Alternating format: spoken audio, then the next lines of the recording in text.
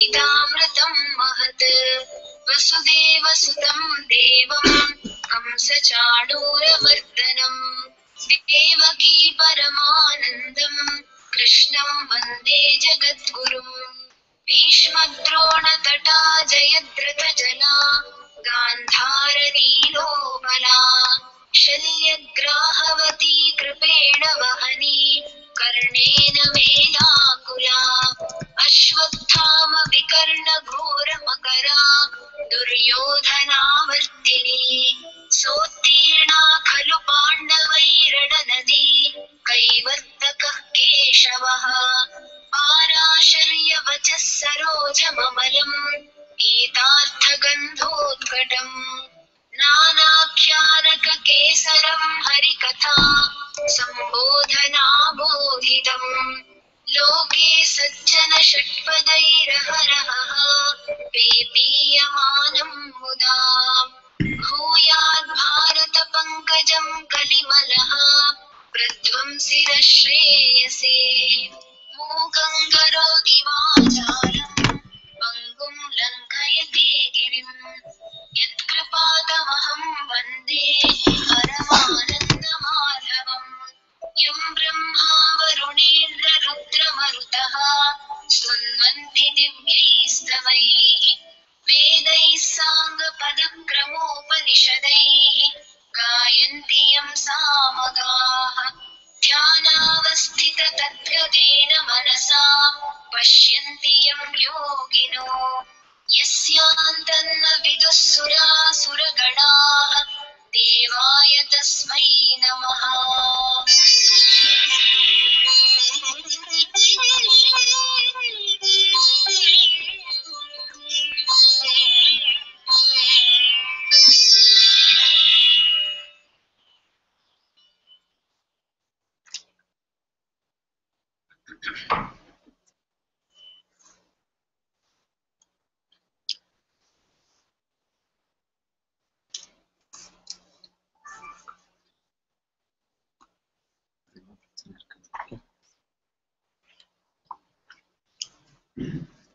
Hari Om. We will start with the prayer. Please repeat after me. Om Vakratundaya Namaha. Vakratunda Mahakaya. Suryakoti Samaprabha. Nirvignam Kuru Me Deva. Sarvakaryeshu Sarvada. Welcome. So I just thought about this on the way here. The first few classes, we spoke about why is this necessary, why Mahabharata, what is the significance of Mahabharata, why does it make a difference in our lives, things like that. And the short answer is, it is a life teacher. It teaches us things about life that you don't get to learn in school or work, other places. But why are these things necessary? Why are these life teachings important? What if you don't learn them? Some of you, well, all of you as kids learn math. You have to. Some of you get to like it, some of you don't. When we grow up, we don't get to pursue it as much. And we still know 2 plus 2 is 4, but we don't really remember differential of x by differential of y is z. We don't remember it anymore. So similarly, some of the concepts in this, though important, we need a strong, compelling reason as to why it is so important that is important for a lifetime. Do you study before a quiz or an exam? Yeah, you do. Why do you do that?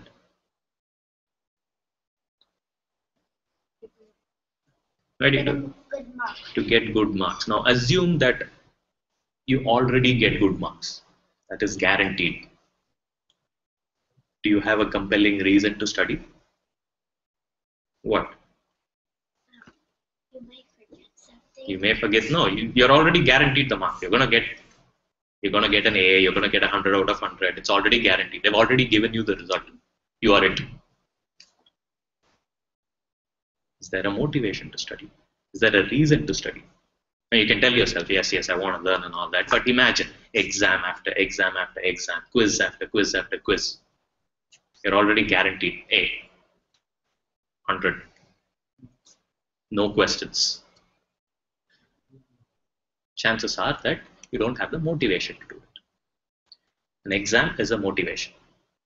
Paycheck. Assume that every month on the first, a $10,000 paycheck lands up in your mailbox, no matter what. Is there any motivation to go to work? Is there any motivation to toil? Is there any motivation to do things that most of the time you don't like doing, but you have to do because you need a paycheck? No motivation. Sports. Assume there is a soccer match coming up, cricket match coming up, baseball match coming up that you're participating in. Assuming that you're already guaranteed victory. I already told you your team is going to win no matter what. Why would you need to practice hard? Similarly, if you are already guaranteed that you will never face a single difficulty in life, there is no motivation for self-improvement. The difficulty is a motivation for self-improvement. Self-improvement has a reason. We'll come to that reason later. The difficulty is given, any difficulty. At your age, an exam is a difficulty. At your age, a flu is a difficulty. At your age, a lot more difficulties. But any difficulty is given as a chance to do something about it.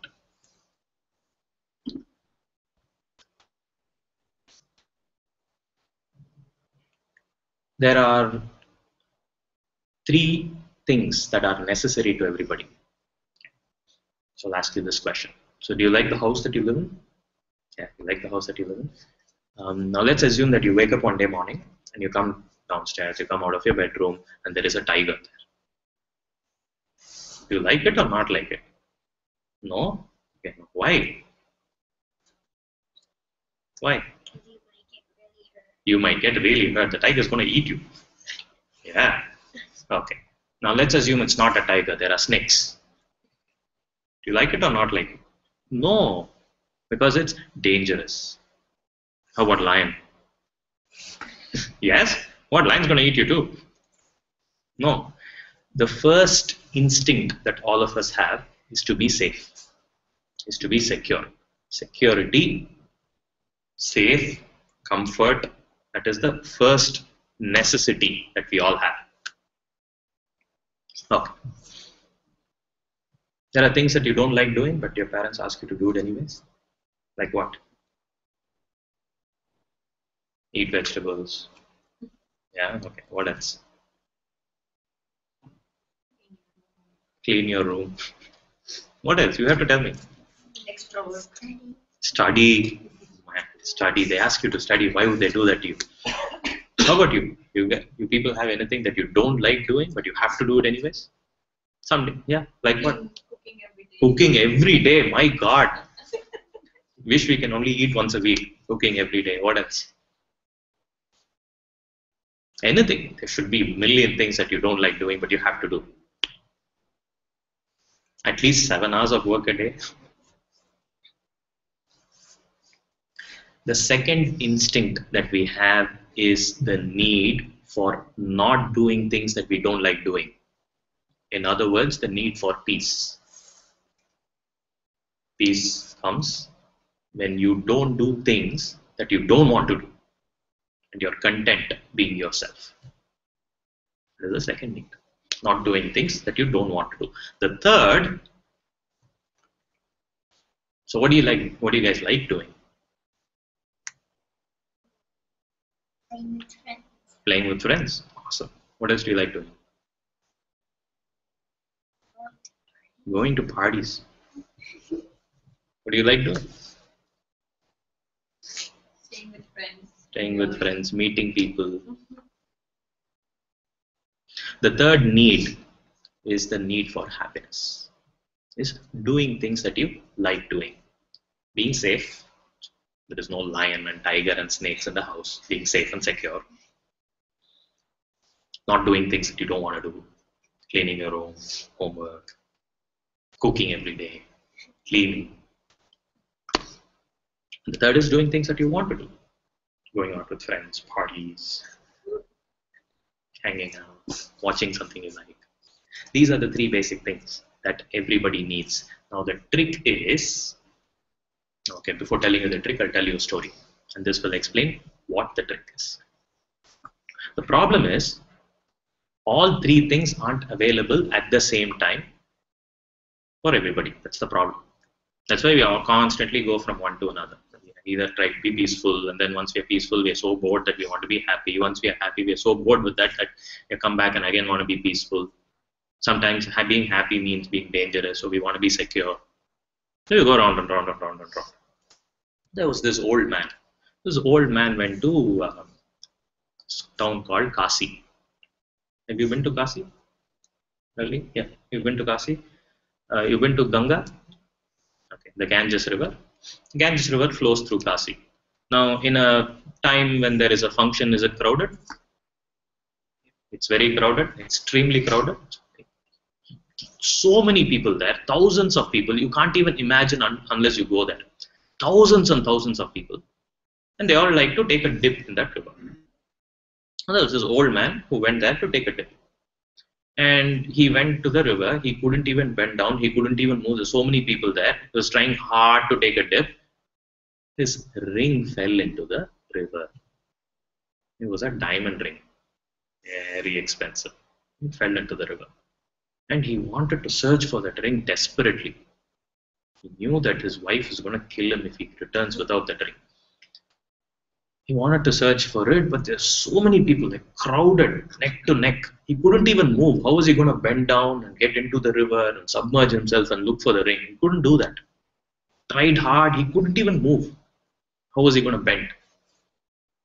So after some time, he gave up. He came out to the banks and he was thinking, what should I do? I have to find the ring. And nearby, he saw some backwaters, like something like a small tank. There's nobody there. Said idea. There is nobody. There is water. And he went there. This is comfortable. I will search for the ring here. And he was searching. He was searching and searching and searching for a long time. Somebody came along, said, what are you doing? The old man says, I'm searching for a ring. Oh, what ring? A diamond ring. Diamond ring? Can I help you? Sure. You help me. If you find the ring, I'll pay you. So the other guy came, started helping him. The third guy came, started helping. Fourth guy came, started helping. Soon there were like 20 people searching for a ring in that tank. Eventually, one guy asked, where exactly did you drop it? And this old man said, I dropped it there in that river. Are you a fool? Why are you searching here? And he said, I'm searching here because it is comfortable to search here. And therein lies the answer. We search for all these three things, doing things like partying, doing things like trying to think that not cleaning the room is peace. We try to search for these things where it is not available. And our Vedas say that there is a place where it's all available together. And the place is within you. And it is too premature to actually go into how you search within you and all that. So they said, okay, so searching within you is like all too complicated. Now, what do you mean search within you? I have to cut myself open. What does that mean? So they said, okay, there is a way. The first way is to have, there are 3 steps to it. The first step is to have pure thoughts, is to have good thoughts. It's the first step in this 3-step of finding happiness, peace, and security all in one place. The first step is good thoughts and good attitude. That is also so abstract, that is also so theoretical. What does that mean? They said, okay, since you don't understand what good thoughts and good attitude is, let me give you a story. And they gave us the Mahabharata. They gave us all these characters. And you have seen so many characters so far. You've seen characters do good things, characters do bad things. When they do something, how they face a consequence. You've seen all that. They said in order to achieve the first step of having good thoughts, you have to understand everything in the world that you may face. So let me give you a story, and they gave us a story. And that is our first step. The second and third steps, part of the second and third steps are achieved through the Bhagavad Gita, which we will come to later in this narrative of Mahabharata, which is one of the main reasons is to achieve this first step of having pure thoughts is the reason we study this story. All right. Today's story. So we saw last week that the Pandavas had escaped from the burning wax palace through a tunnel. The wax palace was set on fire by the Pandavas themselves before Purochana could do it. Purochana died in that fire, and the Pandavas escaped. Who all escaped? Yudhishthira, Bhima, Arjuna, Nakula, Sahadeva, and Kunti, their mother. All of them escaped. Now they escaped, and the tunnel led them to a forest. And they came out into the forest and they started running. They didn't know exactly what had happened there. If people were chasing after them, some guards may be chasing. They didn't know. They were scared. They wanted security, so they started running. And they kept running and running. And Kunti was old. She got tired. Bhima carried Kunti and started running. He was very strong. After some time, Nakula and Sahadeva, they were the youngest. They also got tired. Bhima carried them also. Started running. After some time, Yudhishthira, the eldest, got tired. Bhima carried him also. Started running. Finally, Arjuna also said, I can't run anymore. We carried Arjuna also. And he was running. Bhima was so strong that he carried all 5 of them. Yudhishthira, Arjuna, Nakula, Sahadeva, and Kunti. And he was running. He wasn't tired at all. He was carrying them in his hands, in his shoulders, in his hips. And every time there was things in the way, like huge trees or something, he just used to kick it and fall down. He used to run. Okay. After some time, okay, have you been on long drives? You've been on long drives? Okay, it's fun. But no, have fun. Okay. Long drives get tiring? Yeah, they do, right? Why does it get tiring? You're not the one driving. Somebody else is driving. You're just sitting in a car. You're not even walking. Why does it get tiring? Because you run out of activities. You run out of activities. Anything, even if you are not doing the activity, you don't have happiness. You're bored. Right. So maybe Kunti and Yudhishthira and Nakula and Sahadeva and Arjuna got bored, but they were like physically tired.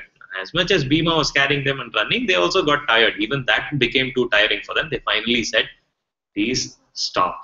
I need a rest area. So they stopped for the night. And Bhima was still not tired. All other 5 of them immediately went to sleep. Bhima said, I'll watch over everybody. He was standing there walking up and down and he was watching everybody. Now in that forest was a Rakshasa. You know what a Rakshasa is? Like a demon. There was a Rakshasa called Hidimba. He had a sister called Hidimbi. A Rakshasa called Hidimba. Yes, he had a sister called Hidimbi. They were Rakshasas and Rakshasis there. And Rakshasas are fond of human beings. They like to eat human beings. So they smelled that there were human beings in the forest suddenly. So Hidimba said, Hidimbi, there are human beings here. I want those human beings. Go get them for me. So Hidimbi searched and searched and searched. Found out, came to the place where the Pandavas were sleeping. And she saw 5 of them sleeping and she saw Bhima. Bhima was the strong guy. He was like so smart looking. He was walking up and down. He didn't seem tired at all. He was really handsome. Hidimbi fell in love with Bhima. Throughout the story, we're going to see this again and again. Shantanu fell in love with Ganga. Shantanu fell in love with Satyavati. Hidimbi fell in love with Bhima. So Hidimbi fell in love with Bhima. Now Hidimbi was a demon, a Rakshasi. She looked like terrible, giant, all that. So she assumed the form of a beautiful woman, changed her appearance. Rakshasas and Rakshasis can do that. Changed her appearance and approached Bhima. Asked Bhima, handsome warrior, who are you? Bhima said, go away, I'm protecting my brothers and mother. Don't disturb. So Hidimbi said, I was sent here by my brother to kill all of you. But having seen you, I've already fallen in love with you. Please marry me. Bhima said, do you know what we've been through? You just escaped. These people are sleeping. I'm watching over them. I can't get married right now. No, please marry me and I will protect you from my brother. Bhima said, I don't need anybody to protect me. I can take care of myself. So while they were talking, Hidimba was getting impatient. He got impatient. He sent his sister to find these human beings. She didn't return. So he went in search of his sister. And he found his sister talking to this human being. And he was upset. So he came dashing down and said, Hidimbi, what are you doing? I asked you to capture them. Hidimbi said, I'm actually in love with this guy. Can you kind of let him go? He wanted to eat him. Hidimba said, no way. And he pounced on Bhima to kill him. It was a big Rakshasa pounced on a human being. It's like a giant pouncing on this tiny human being. But unfortunately for Hidimba, this tiny human being was Bhima. As soon as Hidimba pounced on him, Bhima caught hold of his hands, swirled him around, and threw him away. So Hidimba was so astonished. How can this human being do to me? And he came rushing back and started fighting. And the two of them started fighting. Bhima was extremely strong. Hidimba was a Rakshasa. Started fighting and went on for a long time. And trees were broken. Animals were disturbed. All the animals woke up and they started roaring and all that. And these Pandavas and Kunti woke up. They woke up and they were sleeping. Suddenly they woke up and they saw Bhima fighting with a Rakshasa. And there's this girl standing next to him. So Kunti asked, who are you? And Hidimbi said, I'm that Rakshasa sister, but I'm in love with your son. So I actually came here to protect you. So Arjuna said, you don't need to protect Bhima, he can take care of himself, watch what happens. After they were all watching, after some time, Bhima won the fight. And Hidimbi said, I have nowhere else to go. I'm in love with your son. If you don't get us married, then I will end my life. So Yudhishthira, Kunti said, okay, well, do it. Bhima said, no, I don't want to get married before my brother, his elder brother, Yudhishthira gets married. Yudhishthira also said, it's okay, no problem. And Bhima said, the only condition is, actually Yudhishthira said this, the only condition is, Bhima is our protector. We are faced with a lot of dangers. He's the strongest. He can't just go away. So he'll be with you during the day, but at night he has to come back and be with us. And after a son is born, he has to come back with us forever. Hidimbi said, okay, the forest is mine. I have to stay in the forest, but spend some time with Bhima. So they spent about a year together. A son called Ghatotkacha was born. What does Ghatotkacha mean? Ghatotkacha means bald pot. Okay? So his means a water pot. His head was bald when he was born. He had no hair. So they named him Ghatotkacha.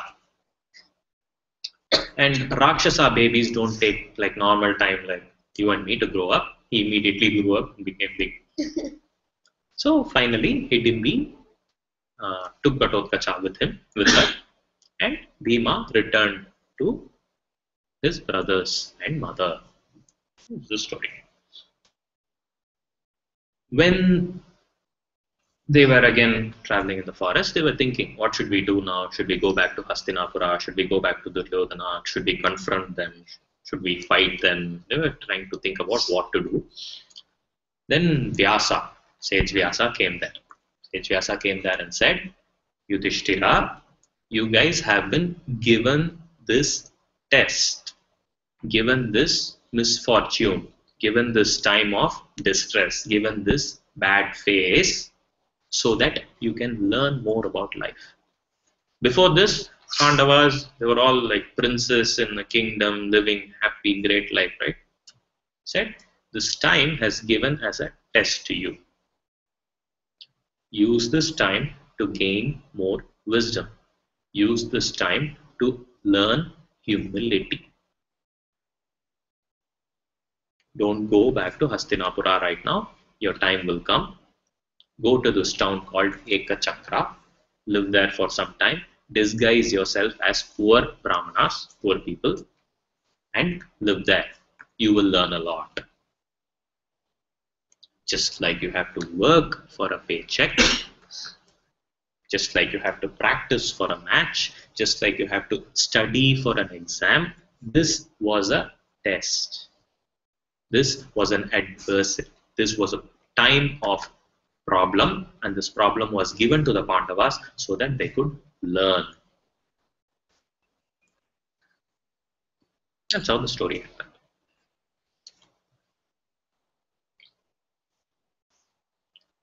Now, Bhima is a strong character, right? Very strong.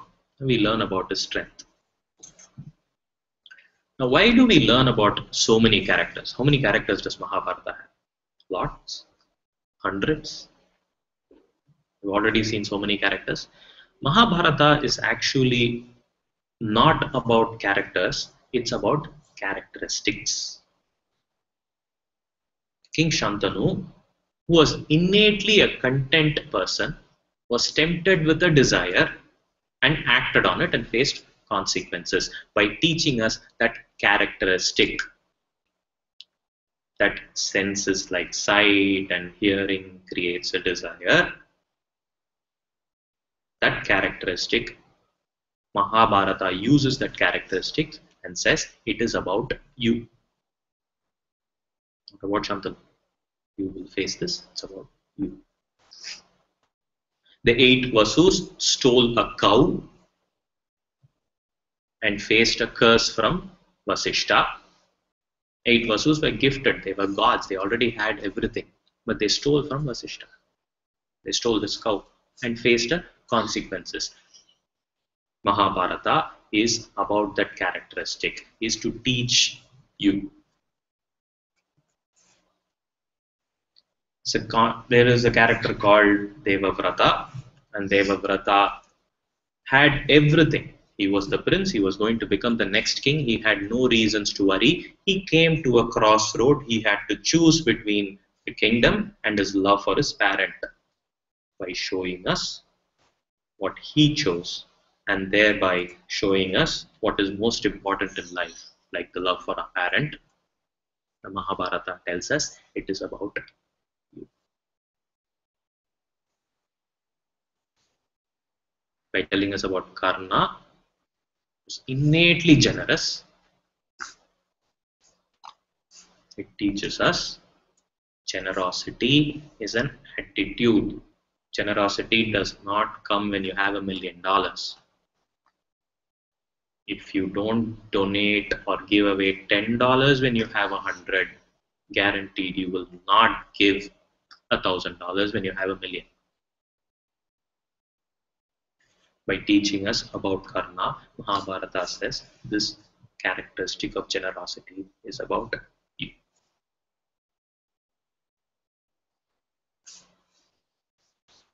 By telling us about Drona, was very content, had everything he needed, but he didn't have any food to eat. He wanted some food to eat. He asked his friend. He thought his friend would do as he liked, which is give him some possessions. His friend humiliated him, Drupada humiliated him, and Drona in that moment chose to take revenge. By telling us that you will face such a situation sometime in your life where something you think you deserve you may not get. And what do you choose? By telling us that Drona chose revenge. Mahabharata tells us it is about. So this entire story is not about the characters, it is about their characteristics. It is about learning those characteristics and discerning what is a good characteristic and imbibing that and internalizing that in your life and discerning what is the bad characteristic and staying away from it. The entire Mahabharata is about one character, and that one character is you. Okay. I'm going to tell the sloka now.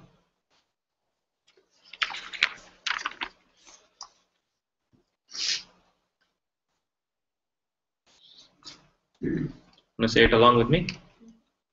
Do you know it? Do you want the? Do you want copies? Yes, you can take copies.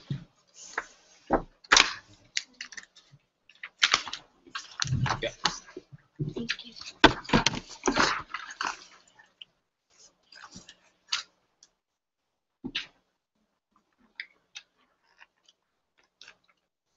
Ready?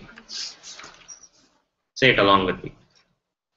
Om Parthaya Pratibodhitam Bhagavata Narayanena Swayam Vyasena Grathitam Purana Munina Madhye Mahabharatam Advaitamritavarshini Bhagavati Ashtadashaധ്യായിനി Ambatvāmanusandadhāmi Bhagavad-gīte Bhavattveshini Namostu te Vyasa Vishala Buddhe Ullara-vindāya tapatra netra Yena tvaya Bharata Taila Purnaha Prajwalito Jnanamaya Pradipaha Prapanna Parijataya Totra Vetraikapanaye Jnanamudraya Krishnaya Gītāmrita-duhe Namaha Sarvopanishado Gavo Dogdha Gopalanandanaha Partho Vatsa Sudhir Bhokta Dugdham Gītāmritam Mahat Vasudeva Sutam Devam Kamsa Chanūramardhanam Devaki Paramanandam Krishnam Vande Jagadgurum Bhishma Drona Tata Jayadrata Jala Gandhara Nilotpala Shalyagrahavati Kripena Vahani Karnena Velakula Ashwathama Vikarna Ghora Makara Duryodhanavartini Sottirna Khalu Pandavairana Nadi Kaivartaka Keshavaha Parasharyavacha Sarojamamalam Gītārtha Gandhotkatam Nānākhyanaka Kesaram Harikatha Sambodhanabodhitam Loke Sajjana षट्पदैरहरहः Pepiyamanam Muda Bhūyāt Bharata Pankajam Kalimala Pradvamsina Shreyase Mūkam Karoti Vācālam Pangum Langayate Girim Yatkripatamaham Vande Paramananda Madhavam Yam Brahma Varunendra Rudra Marutaha Stunvanti Divyaistavaihi Vedai Sanga Padakramopanishadai Karyantiyam Samagaha Dhyanavastita Tatra Tena Manasa Pashyantiyam Yogino Yasyantam Na Vidutsura Suragana Devaya Tasmai Namaha. So before we end today, I want to make an announcement. There is a Sanskrit camp called Jhanavi.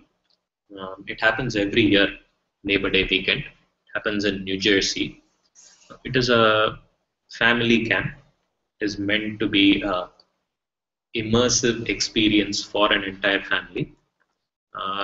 It's 3.5 days, and that you have to live there, wake up early in the morning at 6 o'clock, do yoga, um, eat together, learn Sanskrit together. It's for absolute beginners as well as people who have learned some things.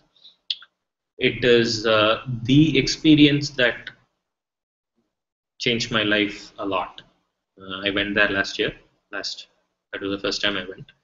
Before I went, I was thinking, what did I sign up for? Can I, how can I possibly put up 3 days of Sanskrit? But that experience is a lot more about a community and spending time with your family doing a single activity than it is about Sanskrit itself. It's as much about Sanskrit, but it's a completely life-changing experience. So um, think about it, and you can take a look at it at samskritabharatiyusa.org.